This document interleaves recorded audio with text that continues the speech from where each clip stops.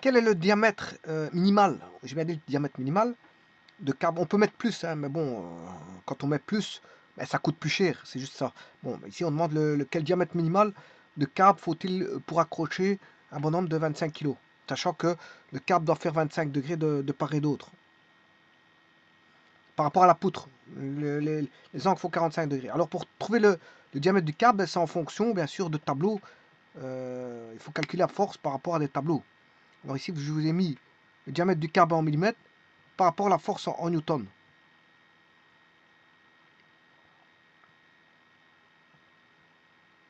Alors, il y a toute une panoplie de données qui est là. Et donc, il faut choisir par rapport à ça. Donc, à gauche, on a le diamètre en millimètres. 4, 6, 8, 10, 12, 14, 16, 18, 20, 22, 24, 26 et 28. Et en cours, ça continue. Il y a 30, 32, 36.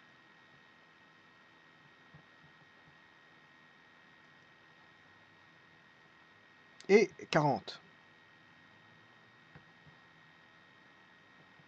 Alors, vous voyez bien que d'un côté, on a le diamètre en millimètres du câble. C'est le diamètre du câble, hein.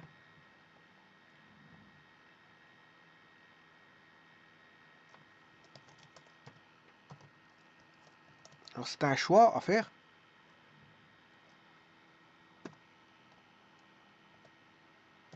Par rapport à la force en newton. Alors ça, il faut choisir dans ce tableau-là le câble, le diamètre minimum. Bah, si vous prenez plus grand, comme je l'ai dit, bon, ce sera beaucoup plus costaud, mais le prix sera là et en plus le diamètre sera là aussi, hein. Il y aura un gros diamètre, un plus gros diamètre. Ouais, on pourra supporter plus, oui, c'est une sécurité supplémentaire. Mais mettre trop gros, c'est comme si on devait rouler voilà, en Ferrari dans une zone 30. Bon, je veux dire, à quoi bon acheter une Ferrari pour rouler dans une zone 30? Elle est trop, voilà, trop rapide pour rouler dans une zone 30, hein. Donc, je veux dire, c'est pas adapté pour rouler dans une zone 30, hein. Donc, ici, c'est un peu la même chose. C'est bien de prendre un gros câble, le plus gros possible, mais ça a un coût, hein, ça, c'est un coût. Et de deux, bon, le câble sera beaucoup plus gros. Voilà, ça sera plus encombrant, on va dire. Eh bien, pour résoudre ce genre de problème, on va calculer la force. C'est juste un calcul de force. Alors, je rappelle que le petit bonhomme, là, il fait 25 kg. Hein, 25, on peut, comme je vous dis, surdimensionner. On peut surdimensionner ou dimensionner, je veux dire tout juste, hein. Alors moi ici, je vais calculer juste, mais je veux dire que c'est le minimum. Alors celui qui veut surdimensionner peut mettre plus que la valeur que je veux trouver.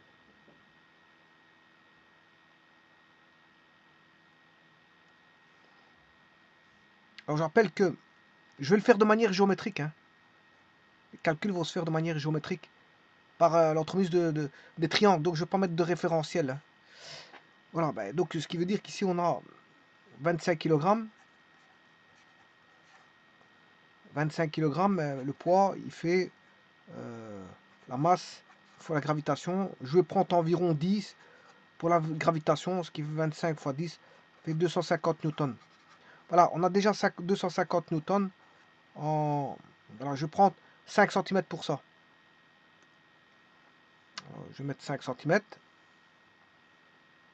Donc, si je prends 5 cm, ça veut dire que 5 cm fait 250 newtons, ce qui veut dire que 1 cm, c'est égal à, divisé par 5, 50 newtons.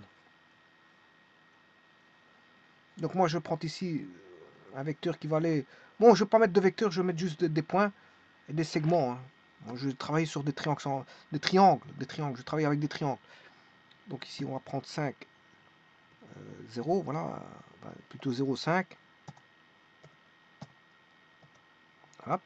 Le second, 0, 0. On a déjà 2 points du triangle. Alors le vecteur AB, c'est le poids. Si je devais mettre le vecteur AB, voilà, c'est le vecteur poids, hein. Voilà. Bon, mais je vous ai dit ici, je travaille avec des segments. C'est-à-dire que je vais avoir le segment AB.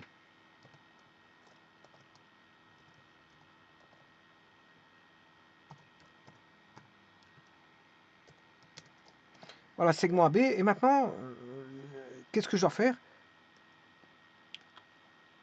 On sait bien que le câble fait 45 degrés. Voilà, on a 45 degrés d'un côté et 45 de l'autre. Donc, on a 45 ici et 45 de l'autre. Donc, ce qui est intéressant de trouver, on vient de trouver, voilà, le poids du bonhomme, c'est la première force. Et là, bien sûr, on a deux forces de tension. Ft1, j'aurais dû pas l'écrire en jaune, voilà, je vais écrire en blanc.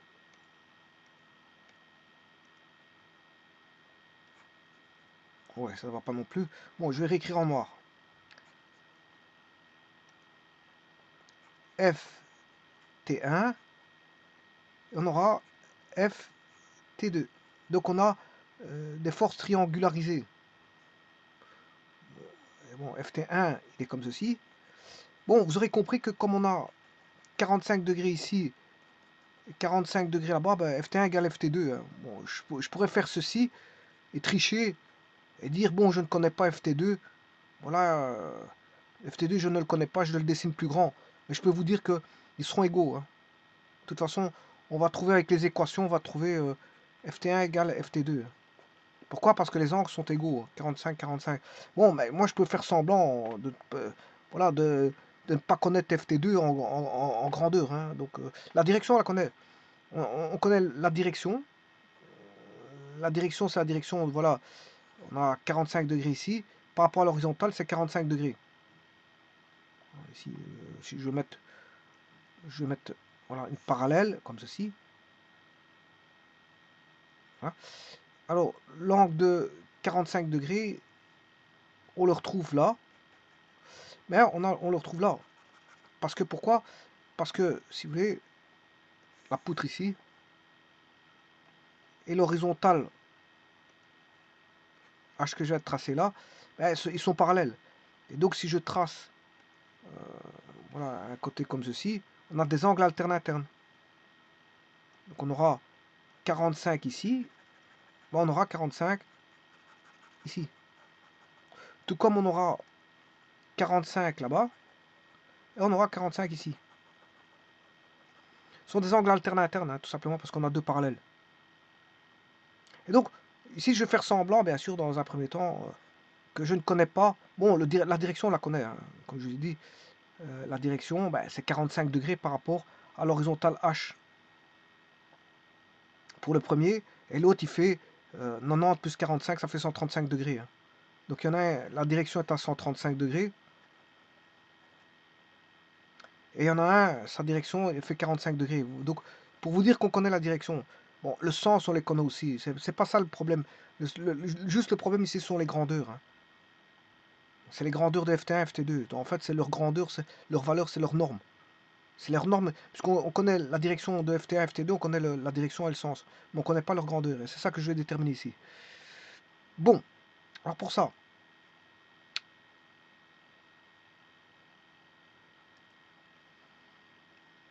je vais tracer une horizontale ici, comme ceci. Voilà, aller chercher 45 degrés. Ça, c'est la direction 45 degrés. C'est la direction de Ft1. Ensuite, il suffira d'aller chercher, comme ceci, 135 degrés, de faire une parallèle. Et voilà, vous aurez compris qu'on aura un triangle rectangle qui est A, B, C. Donc, je pourrais déterminer voilà, la grandeur ici, x1, ou je peux l'appeler Z. En fait, c'est Ft2 en grandeur, et ça, c'est Ft1. Et là, c'est le poids. En grandeur, je travaille en grandeur ici, et non pas en vectoriel. Donc, si je fais ça, je vais chercher une droite. Y égale 1x, qui est 45 degrés. Hein, tangent de alpha égale 1, donc alpha égale 45 degrés. Voilà, ça c'est le premier. Et maintenant, je vais chercher une perpendiculaire à cette droite, passant par l'origine, passant par le point A. Voilà. Et donc là, on a déterminé tout. On a tout déterminé là. Donc si je vais résoudre ça,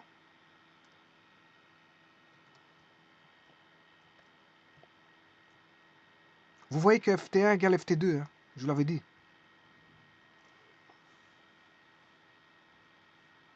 Donc là, on a combien comme angle? 45 degrés.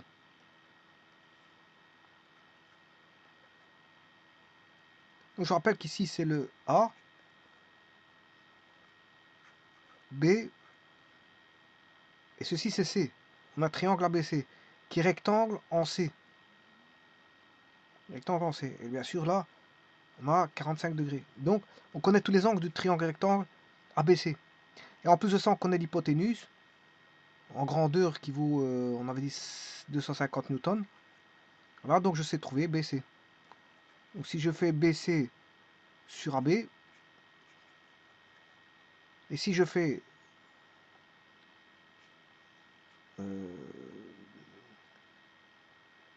AC sur AB, là vous aurez compris que c'est BC, c'est le côté opposé à 45 cet angle-là. Côté opposé, c'est sur l'hypoténuse, c'est le sinus. Sinus de 45. Et par contre, AC, qui est le côté adjacent à l'angle là, AC c'est le côté adjacent. Le côté adjacent c'est le cosinus. Bien sûr, c'est AC sur l'hypoténuse qui vaut 250. Hein. Alors, sinus 45, c'est racine 2 sur 2.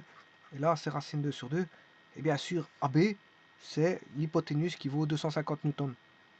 Donc, que vaut BC? BC, c'est le vecteur, c'est la norme de FT1. Voilà. Et CA, pour AC, c'est la norme du vecteur FT2.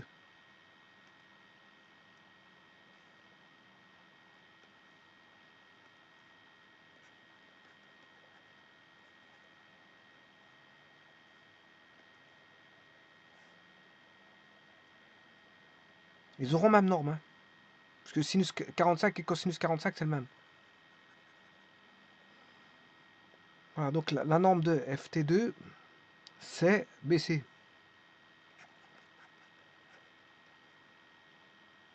Donc on aura AB fois sinus 45, c'est-à-dire racine 2 sur 2. Et AB, c'est 250 newtons, c'est la norme du poids.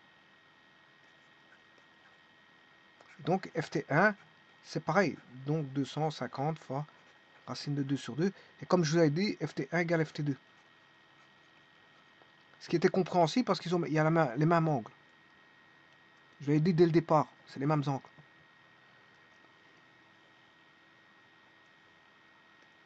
Donc, tout est déterminé. On connaît les directions. Le poids, on connaît. Pour le poids, on connaît sa direction, le sens et son intensité. Bon, la direction, c'est vertical. Le sens, c'est dirigé de haut en bas, parce que c'est le poids. Et sa grandeur, c'est 250 newtons. Voilà. FT1, ben, on connaît sa direction, 45 degrés par rapport à l'horizontale. Son sens, c'est vers le haut. Et sa norme, c'est 250 fois racine de 2 sur 2. FT1, FT2, on connaît sa direction, 135 degrés par rapport à l'horizontale. Le sens, vers le haut. Et sa norme, 250 racine 2 sur 2. Bon, ce qui fait 125 fois racine 2.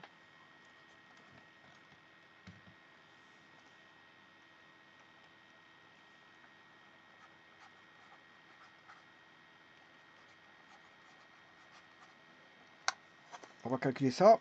125 fois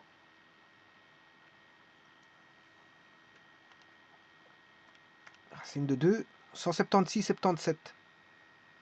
176, 77.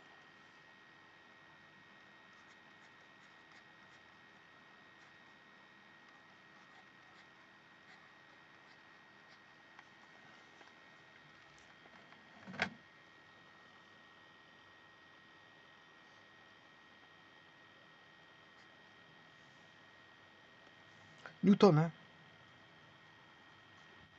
Bien sûr, c'est des newtons. Je vais l'indiquer juste au-dessus, parce que je n'ai plus de place. Voilà. Et donc maintenant, je vais devoir dans le tableau. 176, 77. Il n'y a pas. Donc on doit prendre 264. Ce qui est au-dessus de 176, 77, c'est 264. Donc ça, c'est le diamètre minimum. C'est le diamètre, enfin, c'est le diamètre, enfin, c'est la force. Bon, je peux mettre une sécurité, hein, je peux mettre au-delà. Mais ici, le diamètre minimum, c'est 8. Sans sécurité, c'est 8. C'est diamètre 8.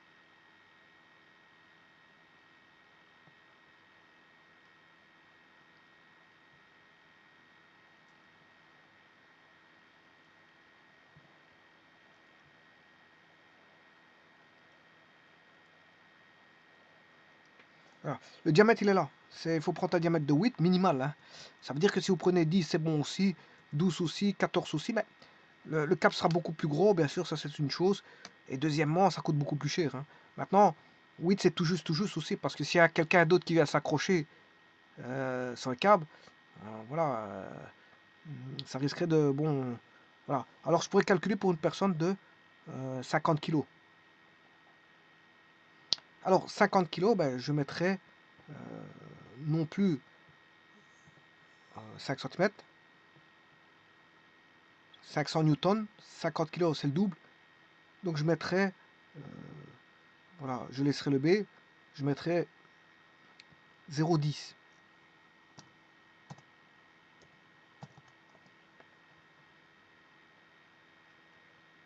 Alors ça c'est une personne de 500 newtons, c'est le double. Si quelqu'un viendra s'accrocher, voilà, eh bien je calculerai ça.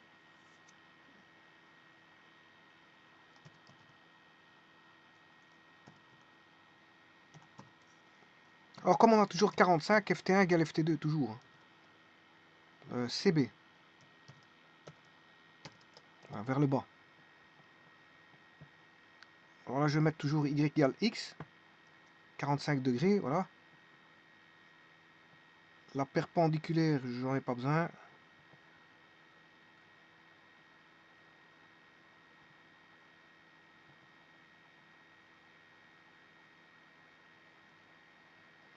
Elle a été mal tracée. Et là, je refais une perpendiculaire à cette droite passant par B. Voilà. Alors, si vous avez compris le système, il suffit de faire à chaque fois. Voilà. Je mets un poids pour 25 newtons, ça fait 250 newtons. 250. Alors là, on aura FT1, FT2. Hein. FT, je vais mettre FT parce que c'est les mêmes, parce qu'on a 45 degrés. Voilà, et là, c'est égal à ça fois sinus ou cosinus de 45, qui vaut racine 2 sur 2.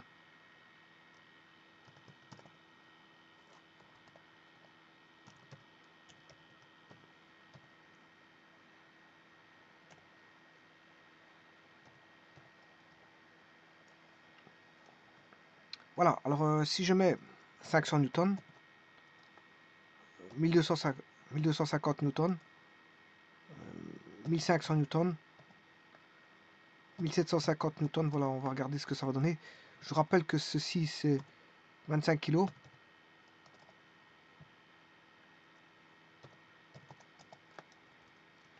Ça c'est la masse, hein. La masse en kg. Et ceci c'est le poids en newton. Bien sûr du corps qui est accroché.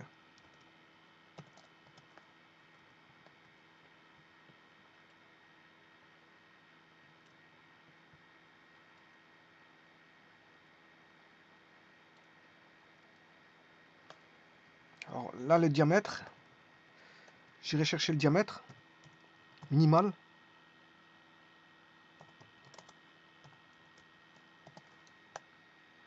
Bien sûr en millimètres. Alors je dis que 176, il faut prendre 264, c'est 8 mm.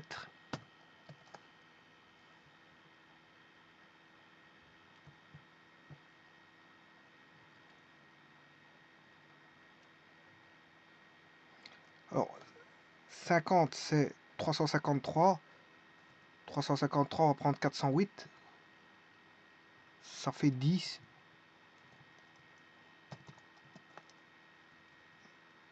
1250, 883. On va prendre 1040, ça fait 16. 1500, ça fait 1060. 1060, on prend 18. 1314, ça fait 18. Et enfin, 1237. On serait tenté de prendre 18. Non, oui, on serait tenté de prendre ceci. Mais bon, je serais tenté de prendre le 18. Mais je prendrais juste au-dessus, le 20. Je serais tenté de prendre le 18, mais c'est vrai que bon, c'est un peu trop juste. Donc je prends le 20. Il y a une mini sécurité là-dessus. Mini, c'est pas assez, mais voilà, si vous voulez des sécurités, ça c'est un diamètre minimal. Vous mettez plus. Hein. Vous mettez plus. En espérant qu'il n'y a pas une personne, voilà, dans le diamètre 8, qu'il y ait une personne, voilà, de 50 kilos qui va venir, euh, voilà, etc., etc. Parce que ça risque d'avoir des tensions sur le câble. Si c'est une fois, c'est pas grave. Mais si c'est plusieurs fois, bon, ça peut risquer, je veux dire, surtout si la charge est trop lourde, ça peut risquer, je veux dire, une rupture, mais ça dépend le type de câble qu'on a aussi. Hein. En tout cas, ici, bon, voilà, c'est euh, on est assuré pour ce qu'on fait au minimum. Je vous remercie.